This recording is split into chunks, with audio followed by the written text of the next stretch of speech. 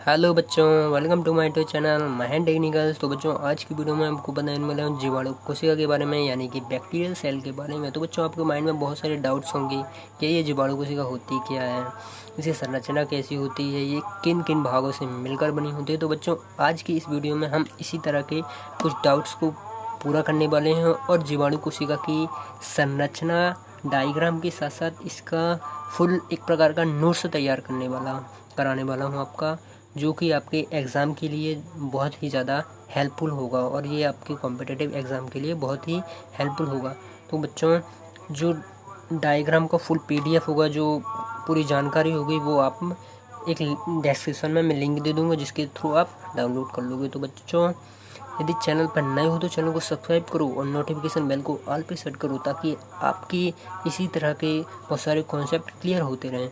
तो चलिए वीडियो को शुरू करते हैं। तो बच्चों, जीवाणु कोशिका के बारे में कुछ बेसिक्स क्लियर कर लेते हैं। जीवाणु कोशिका जो होती है, एक कोशिकी होती है, प्रोकैरियोटिक होती है और कोशिका भित्ति इसमें पाई जाती है। यानी कि जीवाणु कोशिका जो होती है यूनिसेलुलर होती है, प्रोकैरियोटिक होती है और सेल वाले इसमें पाई जाती है। तो क्या आपको याद रखना है जीवाणु के बारे में? जीवाणु कोशिका होती है, एक कोशिकी होती है, प्रोकैरियोटिक होती है और इसमें कोशिका भित्ति होती है। तो जीवाणु कोशिका की खोज किसने की थी? जीवाणु कोशिका की जो खोज है वो किसने की थी? जो एंटोनी वॉन ल्यूहेन ने की थी। कब की थी? 1674 में, यानी कि 1674 में की थी। तो जीवाणु कोशिका की संरचना के बारे में अब अपन जान लेते हैं। जीवाणु कोशिका जो होती है मुख्यतः मेनली जो होती है 6 भागों से मिलकर बनी होती है। पहला जो होता है, इसमें सबसे बाहर की ओर कैप्सूल होता है। फिर इसमें कोशिका भित्ति पाई जाती है, जो कि बहुत ज़्यादा कठोर होती है, ये जीवाणु को प्रोटेक्ट करती है। फिर इसमें जो होती है कोशिका झिल्ली पाई जाती है, सेल मेम्ब्रेन पाई जाती है, जिसमें बहुत सारे छोटे छोटे अंग तैरते रहते हैं। फिर इसमें जो होता है कोशिका द्रव पाया जाता है, यानी कि साइटोप्लाज्म पाया जाता है। फिर इसमें क्या होता है, कोशिका झिल्ली में साइटोप्लाज्म पाया जाता है, जिसमें छोटे छोटे ऑर्गन्स जो हैं, छोटे बड़े ऑर्गन्स सभी रहते हैं। फिर इसमें जो होता है केंद्र कप पाया जाता है, न्यूक्लियर। केंद्र कप को क्या कहते हैं? केंद्र कप को, जीवाणु के केंद्र कप को इंसिपिएंट न्यूक्लियस भी कहते हैं, प्रारंभिक केंद्र को जीनोफोर भी कहते हैं। ठीक है, नोट कर लो इस बात को। और फिर जो होता है, इसमें एक प्लास्टिक पाया जाता है। तो चलो अपन चलते हैं जीवाणु एक बैक्टीरियल सेल के डायग्राम में। तो ये देख सकते हो आप, ये एक बैक्टीरियल सेल है। बैक्टीरियल सेल में जो होती है ट्रिपल लेयर पाई जाती है। ट्रिपल लेयर पाई जाती है और उसकी बैक्टीरियल सेल के चारों ये छोटे छोटे से ये ग्रेन्यूल्स, यानी कि ये कण पाए जाते हैं। इन कणों से मिलकर एक मतलब लेयर बन जाती है। ये जो होती हैं, ये बेसिकली जो होते हैं लिक्विड फेस में होते हैं। ये जो ऑर्गन्स होते हैं लिक्विड फेस में होते हैं और एक जो होते हैं जलयुक्त लेयर का निर्माण करते हैं। इस जलयुक्त लेयर को क्या कहते हैं? कैप्सूल कहते हैं, कैप्सूल। तो ये हो गया फर्स्ट पार्ट। फिर जो होता है, इसमें एक वॉल पाई जाती है, जिसकी मोटाई काफ़ी होती है। ये ईंटों की संरचना आपको जो है बेसिकली डायग्राम जो है माइंड में रिमाइंड करते रहना है। कभी भी एग्ज़ाम में आप डायग्राम या कुछ भी प्रॉब्लम हो तो सबसे पहले तो आपको डायग्राम में याद रखना कि सबसे पीछे क्या होता है, फिर क्या होता है, फिर क्या होता है। तो ये जो है सबसे पीछे जो क्या सबसे शुरू में क्या पाया जाता है? बैक्टीरियल सेल में कैप्सूल पाया जाता है। फिर उसके नीचे क्या होता है? कोशिका भित्ति होती है, यानी कि सेल वॉल, जो कि कठोर होती है, ठीक है, रिगिड होती है। फिर जो है इसके नीचे जो होता है एक और लेयर पाई जाती है, जिसे अपन क्या कहते हैं? कोशिका झिल्ली, यानी कि सेल मेम्ब्रेन। फिर इस कोशिका झिल्ली के भीतर बहुत सारा क्या भरा होता है? पानी भरा होता है, द्रव भरा होता है। इस द्रव को जो होता है कोशिका द्रव कहते हैं।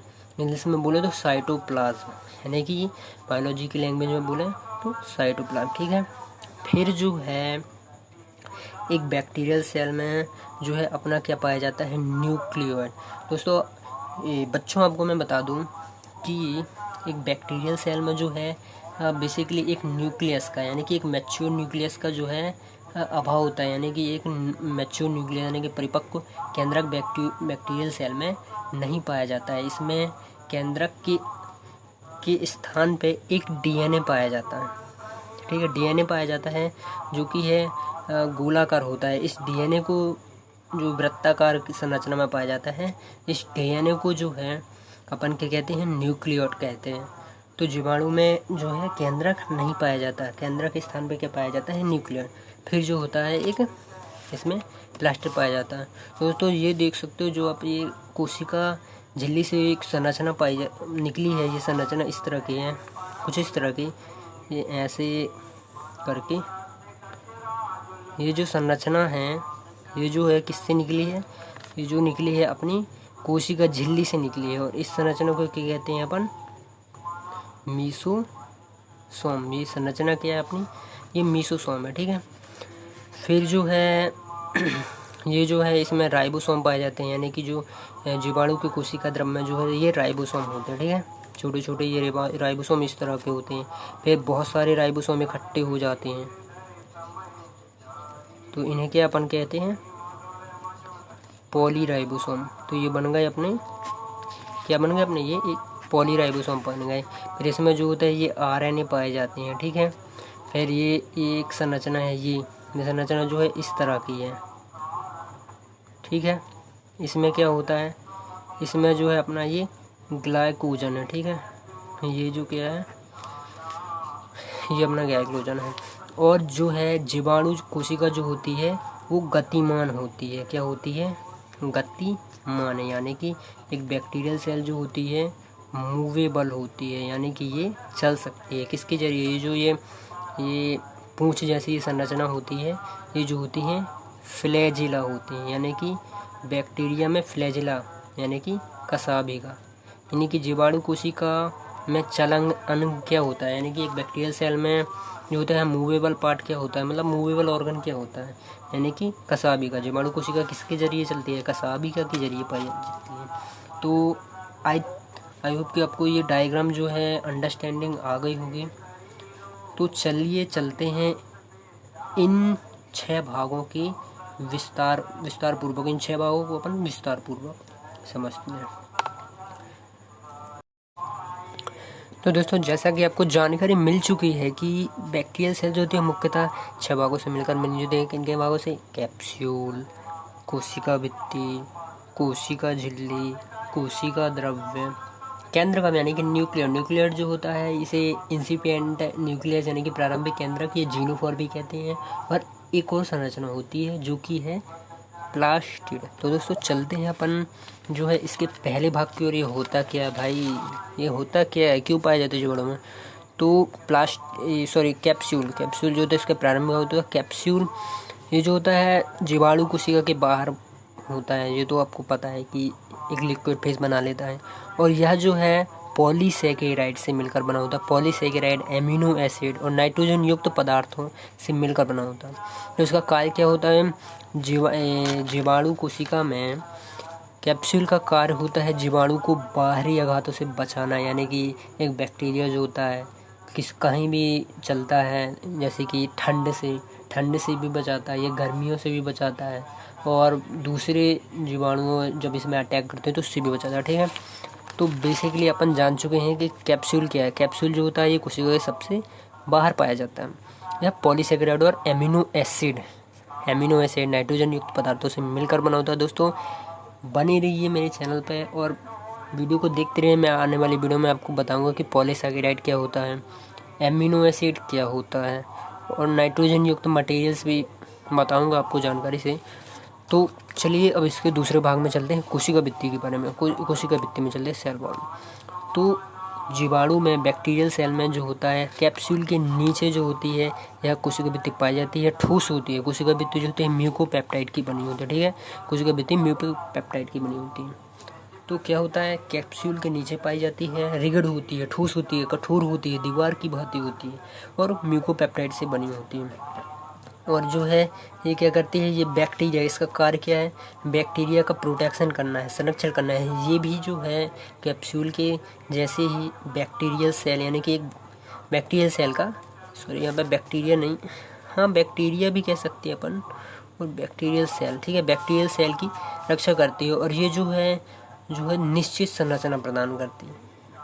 पहली चीज़ तो बैक्टीरिया में बहुत सारे सेल्स तो होती नहीं है, तो एक ही सेल बैक्टीरिया, तो एक बैक्टीरियल सेल या बैक्टीरिया भी कहते हैं। तो बैक्टीरिया को जो होती है निश्चित संरचना प्रदान करती है। तो दोस्तों ये ऑब्जेक्टिव तो हमें पूछ सकता है कि यार बैक्टीरियल सेल को या बैक्टीरिया को एक निश्चित संरचना कौन प्रदान करता है, कोशिका भित्ति प्रदान करती है। अब चलते हैं अपन कोशिका कला यानी कि कोशिका झिल्ली यानी कि सेल मेम्ब्रेन की बारे में, ठीक है।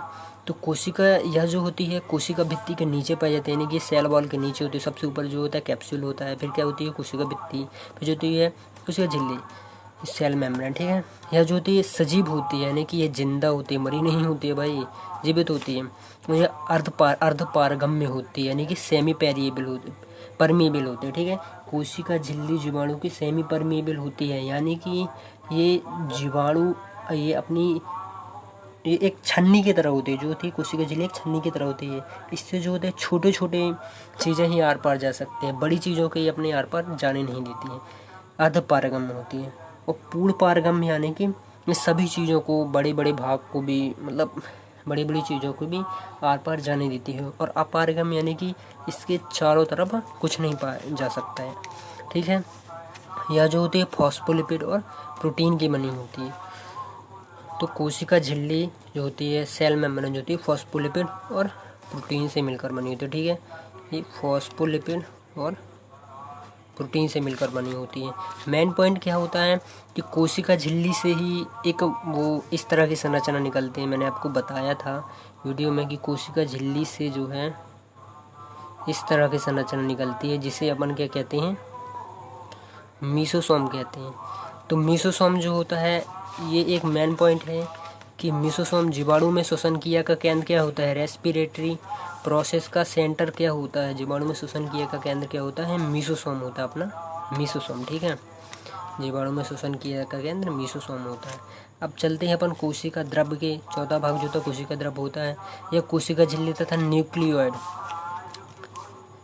के मध्य पाया जाता है, यानी कि यह जो है कोशिका झिल्ली और न्यूक्लियोइड के मध्य पाया जाता है। सबसे ऊपर क्या पाया जाता है, कैप्सूल, फिर कोशिका भित्ति, फिर कोशिका झिल्ली, फिर कोशिका द्रव्य। तो कोशिका द्रव्य जो होता है कोशिका झिल्ली और न्यूक्लियोइड के बीच में पाया जाता है। यह जो होता है कार्बोहाइड्रेट्स, प्रोटीन्स, विटामिन, लवणों और तथा जल से मिलकर बना होता है।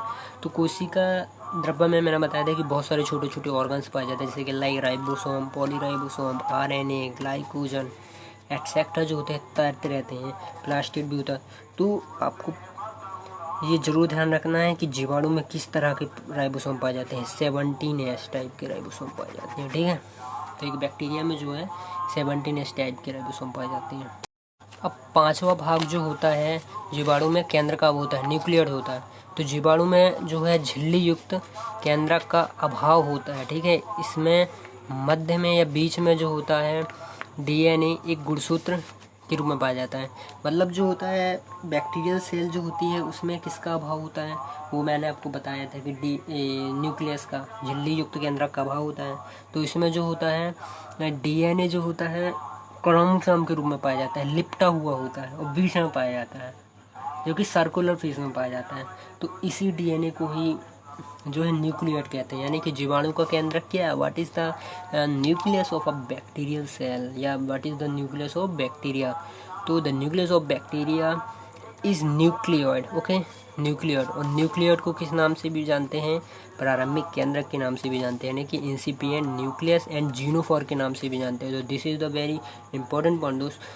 बच्चों आपको ये जरूर याद रखना है, ये पेपर में पूछा जाता है, एग्जाम में पूछा जाता है कि प्रारंभिक केंद्रक क्या है। ये किसी भी मैचिंग में पूछ सकता है, फिलिंग द ब्लैंक्स में पूछ सकता है, ऑब्जेक्टिव टाइप में। ये नीट और जेईई में भी, नीट में भी पूछा जाता है। नीट एग्ज़ाम में जो आपकी 12th के बाद जो है, यदि अगर आप डॉक्टर बनना चाहते हो तो आपको जो है एक एग्ज़ाम देना पड़ेगा, नीट एग्ज़ाम। इसमें भी ये क्वेश्चन पूछ सकता है कि जो है न्यूक्लियोइड का स्ट्रक्चर कैसा होता है, ये सॉरी न्यूक्लियोइड को क्या कहते हैं, प्रारंभिक केंद्रक भी कहते हैं, प्रारंभिक कहते हैं, जीनोफोर कहते हैं। या प्रारंभिक केंद्रक क्या है, न्यूक्लियोइड, जीनोफोर क्या है, न्यूक्लियोइड, ठीक है। अब चलते हैं जो है छठवीं भाग में, प्लास्टिड के बारे में। तो जीवाणु में जो है DNA जो होता है, अपन जान चुके हैं कि जीवाणु में जो है एक बैक्टीरिया में